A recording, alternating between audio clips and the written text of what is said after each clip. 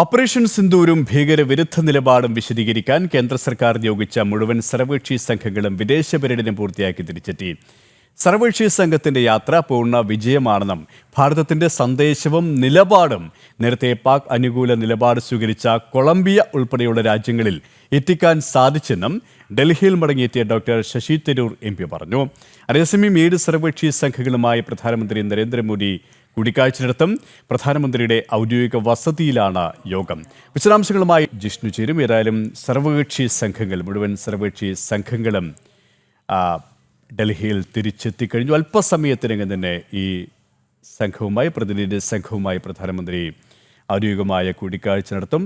ഭാരതത്തിൻ്റെ കൃത്യമായ നിലപാട് ഓപ്പറേഷൻ സിന്ദൂരുമായി ബന്ധപ്പെട്ട് തുടർന്നുണ്ടായ സംഭവ വികാസങ്ങളുമായി ബന്ധപ്പെട്ട് കൃത്യമായ നിലപാട് ലോകരാജ്യങ്ങളെ അറിയിക്കാൻ സാധിച്ചു. കൊളംബിയ ഉൾപ്പെടെയുള്ള രാഷ്ട്രങ്ങൾ പാകിസ്ഥാൻ അനുകൂല നിലപാട് ആദ്യം സ്വീകരിച്ച കൊളംബിയ ഉൾപ്പെടെയുള്ള രാജ്യങ്ങൾക്ക് കൃത്യമായി എന്ത് സാഹചര്യത്തിലാണ് ഓപ്പറേഷൻ സിന്ദൂർ അനിവാര്യമായി വന്നത്, പഹൽഗാം ഭീകരാക്രമണവുമായി ബന്ധപ്പെട്ട വിശദാംശങ്ങളടക്കം വ്യക്തമാക്കാൻ സാധിച്ചു എന്ന് തന്നെയാണ് ഡോക്ടർ ശശി തരൂർ MP തിരിച്ചെത്തിയ ശേഷം വ്യക്തമാക്കിയത്. ഏതായാലും ഈ പ്രതിനിധി സംഘവുമായി അല്പസമയത്തിനകം തന്നെ പ്രധാനമന്ത്രി നരേന്ദ്രമോദി കൂടിക്കാഴ്ച നടത്തും. ഭാരതത്തിൻ്റെ സന്ദേശം, കൃത്യമായ നിലപാട് ലോകരാജ്യങ്ങളെ അറിയിക്കാൻ സാധിച്ചിട്ടുണ്ടെന്നാണ് പ്രതിനിധി സംഘം വ്യക്തമാക്കിയത്.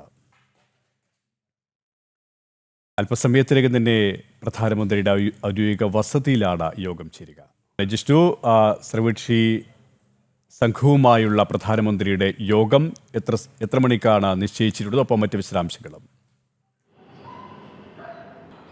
KP, ഭാരതത്തിന്റെ ഭീകരവിരുദ്ധ നിലപാടുമൊപ്പം ഓപ്പറേഷൻ സിന്ദൂറും വിശദീകരിക്കുന്നതിനായി വിദേശ പര്യടനം നടത്തിയിട്ടുള്ള സർവകക്ഷി സംഘങ്ങളിലെ അംഗങ്ങളുമായാണ് പ്രധാനമന്ത്രി നരേന്ദ്രമോദി കൂടിക്കാഴ്ച നടത്തുന്നത്. പ്രധാനമന്ത്രിയുടെ ഓഫീസും ഒപ്പം കേന്ദ്ര സർക്കാരുമായി ബന്ധപ്പെട്ട വൃത്തങ്ങളും അറിയിച്ചിട്ടുള്ളത് വൈകിട്ട് 7 മണിയോടുകൂടിയും കൂടിക്കാഴ്ച ആരംഭിക്കും എന്നുള്ളതാണ്. പ്രധാനമന്ത്രിയുടെ ഔദ്യോഗിക വസതി സവല്ലൂക്ക് കല്യാൺ മാർക്കിലെ ഔദ്യോഗിക വസതിയിൽ വെച്ച് പ്രധാനമന്ത്രി ഇവരെ കൂടിക്കാഴ്ച നടത്തും എന്നുള്ളതാണ് അറിയിച്ചിട്ടുള്ളത്. അത്തരത്തിൽ യോഗ നടപടികൾ ആരംഭിക്കുന്ന അല്ലെങ്കിൽ ആ കൂടിക്കാഴ്ച ഇപ്പോഴും ആരംഭിക്കുന്നുണ്ട് എന്നാണ് നമുക്ക് ലഭ്യമാകുന്ന വിവരം. പ്രധാനമന്ത്രിയുടെ വസതിയിലേക്ക് മാധ്യമങ്ങൾക്ക് പ്രവേശനമില്ല. അതുകൊണ്ട് തന്നെ നമുക്ക് മനസ്സിലാക്കാൻ സാധിക്കുന്നത് ഇപ്പോൾ ഈ സർവകക്ഷി സംഘങ്ങളിലെ അംഗങ്ങൾ പ്രധാനമന്ത്രിയുടെ വസതിയിലേക്ക് എത്തിയിട്ടുണ്ട്. കഴിഞ്ഞ കുറച്ച് ദിവസങ്ങളിലായി 33 രാജ്യങ്ങളും ഒപ്പം യൂറോപ്യൻ യൂണിയനിലെ രാജ്യങ്ങളിലുമാണ് ഭാരതത്തിൻ്റെ വിദേശ സംഘങ്ങൾ അല്ലെങ്കിൽ ഭാരതത്തിൻ്റെ സർവകക്ഷി സംഘം ഇത്തരത്തിൽ പര്യടനം നടത്തിയിട്ടുള്ളത്. 7 സംഘങ്ങളായി തിരിച്ചുകൊണ്ട്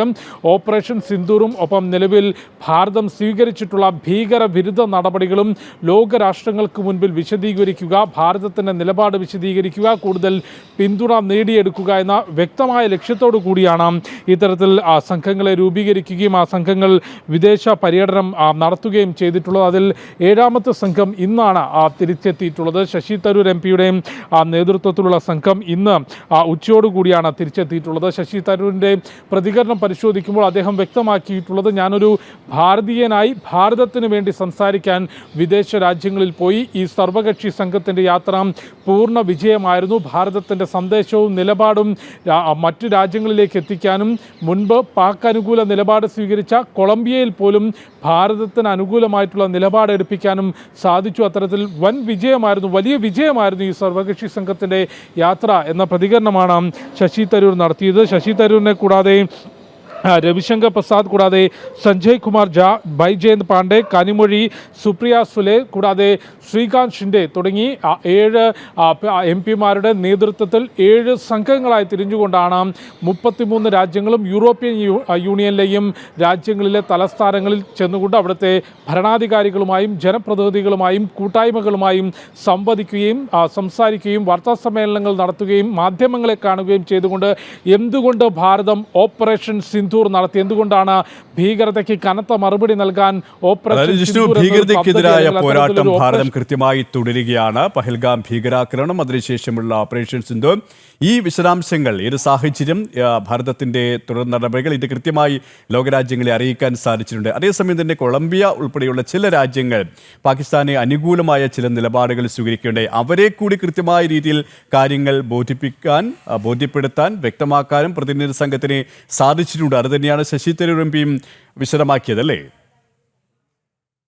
കെ.പി. തീർച്ചയായും വളരെ വിജയകരമായി ഭാരതത്തിൻ്റെ നിലപാടും സന്ദേശവും വിവിധ ലോകരാജ്യങ്ങളിലേക്ക് എത്തിക്കാൻ സാധിച്ചു എന്നുള്ളതാണ് ഇന്നിപ്പോൾ ശശി തരൂരും നേരത്തെ ഓരോ വിവിധ സംഘങ്ങളായി 7 സംഘങ്ങൾ കഴിഞ്ഞൊരു 3 ദിവസമായി ഭാരതത്തിലേക്ക് തിരിച്ചെത്തിയിട്ടുണ്ട്. ആ സംഘത്തിലെ ഓരോ അംഗങ്ങളുടെയും പ്രതികരണം പരിശോധിക്കുമ്പോഴും വളരെ കൃത്യമായി ഭാരതത്തിൻ്റെ നിലപാട് എന്താണ് എന്ന് ലോകരാജ്യങ്ങൾക്ക് മുൻപിൽ കാണിക്കുന്നതിനും പാകിസ്ഥാൻ ഭീകരതയ്ക്ക് നൽകുന്ന പിന്തുണ എത്രത്തോളം ഉണ്ട് എന്ന് വസ്തുതകൾ സഹിതം തുറന്നു കാണിക്കുന്നതിനും അതിന് സ്വീകാര്യത നേടുന്നതിനും ഭാരതത്തിൻ്റെ നിലപാടിന് സ്വീകാര്യത നേടുന്നതിനും ഈ സർവകക്ഷി സംഘങ്ങളുടെ വിദേശ പര്യടനത്തിലൂടെ സാധിച്ചു എന്ന പ്രതികരണമാണ് ഈ അംഗങ്ങളെല്ലാം തന്നെ നടത്തിയിട്ടുള്ളത്.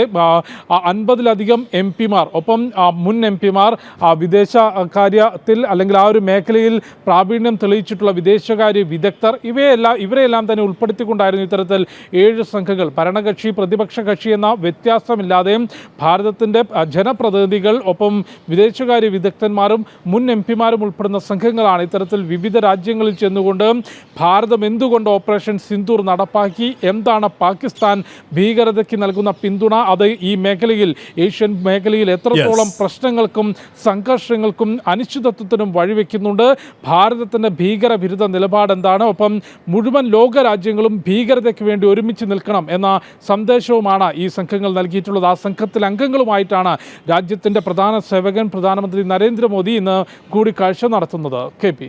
ഡൽഹിയിൽ നിന്നും ജിഷ്ണുവാണ് വിശദാംശങ്ങൾ നൽകിയത്.